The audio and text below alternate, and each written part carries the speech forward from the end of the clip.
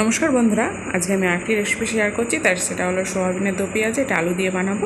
প্রথমে গরম জল করতে দিয়ে তার মধ্যে নুন দিয়ে সোয়াবিন কটা দিয়ে দিলাম 1 কাপ। সেটা ফুটিয়ে নেওয়ার পর ঠান্ডা হয়ে গেলে চিপে নিতে হবে।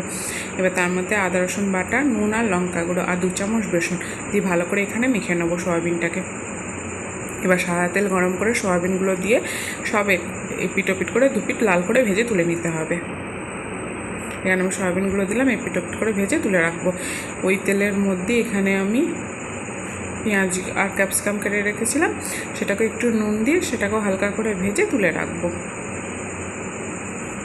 আবারও ওই কড়াইতে আর একটু তেল দিয়ে দিলাম, তার মধ্যে এখানে কেটে রাখা আলুগুলো দিলাম। আলুগুলোর মধ্যে একটু নুন আর একটু হলুদ গুঁড়ো দিয়ে একটু নেড়ে চেড়ে ঢাকা দিয়ে দেবো। এতে ঢাকা দিয়ে দিলে আলুগুলো নরম হয়ে যাবে, ভাজা ভাজাও হয়ে যাবে। এখানে আলুগুলো ভাজা হয়ে গেছে, তুলে নিলাম। ওতে গোটা গরম মশলা, তেজপাতা, শুকনো লঙ্কা ফোড়ন দিলাম। তার মধ্যে কিছু পেঁয়াজ কুচি দিলাম। পেঁয়াজ কুচিটাকেও ভালো করে ভেজে নেবো।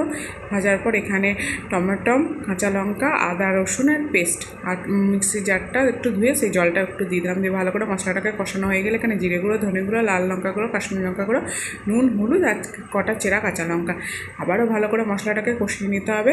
এখানে মশলাটা কষিয়ে হয়ে এলে এখানে ভেজে রাখা আলুগুলো দিয়ে দেবো। মশলার সাথে আরেকবার কষিয়ে নেবো। এখানে তার মধ্যে ভেজে রাখা সয়াবিনগুলোও দিয়ে দেবো। আর ভেজে এটাও নেড়ে ছেড়ে আমি যে পেঁয়াজের ক্যাপসিকামটা ভেজে রেখেছিলাম সেটাও এখানে দিয়ে দেবো। এবার ভালো করে তেল ছেড়ে আসা পর্যন্ত একটু কষিয়ে নেবো। দেখো আমার সব কিছু কষানো হয়ে গেছে, তেলটা ছেড়ে এসেছে। এখানে গরম জলটা করতে দিয়ে দিয়েছিলাম। গরম জলটা নিয়ে গ্রেভিতে দিয়ে দিলাম। অল্প করেই জলটা দিয়ে এবার আমি ঢাকা দিয়ে দেবো। দেখো কিছুক্ষণ পর ঢাকনা খুলে এখানে গরম মশলা গুঁড়ো দিলেই তৈরি হয়ে যাবে আমাদের সয়াবিনের দো পেঁয়াজ। যদি ভালো লেগে থাকে অবশ্যই একটা লাইক করে দেবে, শেয়ার করে চ্যানেলটা সাবস্ক্রাইব